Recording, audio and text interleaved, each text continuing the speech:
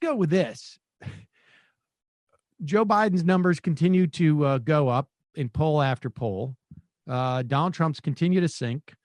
We are seeing more and more reports that Republicans are getting very worried. When you see things like a QAnon sympathizer win in a swing district, beating the incumbent Republican, it gives you a sense that there may be, and I don't know that people expected there would be pickups in the House, but it's very possible. We could see a significant number. I mean, we're at the high end of what would be the potential in terms of pickups in the House, but we could see even more maybe pickups in the House.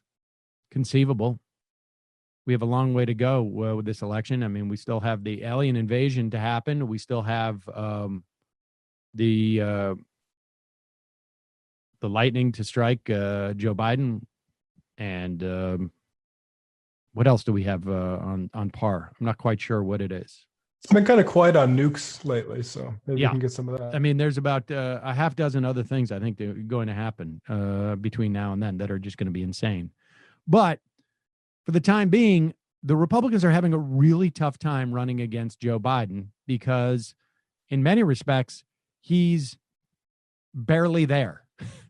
And this is proving to be a fairly effective strategy on his part.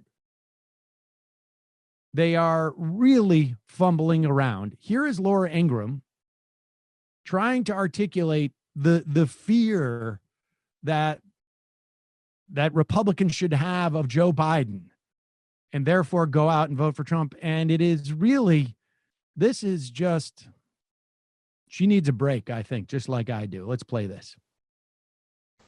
And perhaps my favorite misstep of the week was when Joe Biden stumbled into making a clear and truthful statement on a call with big donors.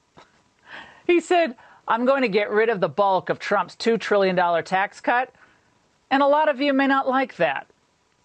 Well, of course, we know that's going to do wonders for all of your 401ks in the midst of a pandemic that caused an unemployment crisis. So I recounted all this tonight because... Pause it for a second. What? He's talking to big donors. We're going to roll back the tax cuts, and that's going to impact the 401ks. I don't even understand even the logic on her part. She's trying to make literally like he's going to roll back the tax cuts for wealthy people. Yeah, trickle down. But I don't like how would that implicate the 401ks? Well, it trickles down. Yeah, I guess so. All right. I mean, I don't know how, but like that's like trickling sideways. I'm not sure, but let's continue. Pandemic that caused an unemployment crisis. So I recounted all this tonight because all of these blunders are actually really good news for conservatives, even if some of the underlying news is terrible for the country. But now it's time to communicate all this. If Biden wins, he will support defunding the police, a policy that will lead to lawlessness and disorder. I don't care what he's promising you now.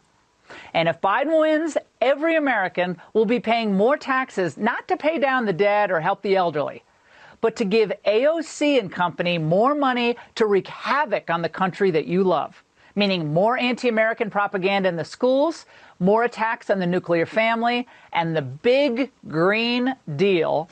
Well, that's going to be a big new cram down.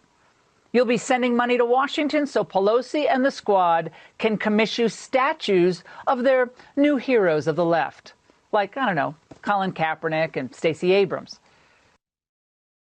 You know, my favorite part is I don't know, like I'm just going to pull this out of my hat and just coincidentally, we're going to have the pictures ready for the graphic.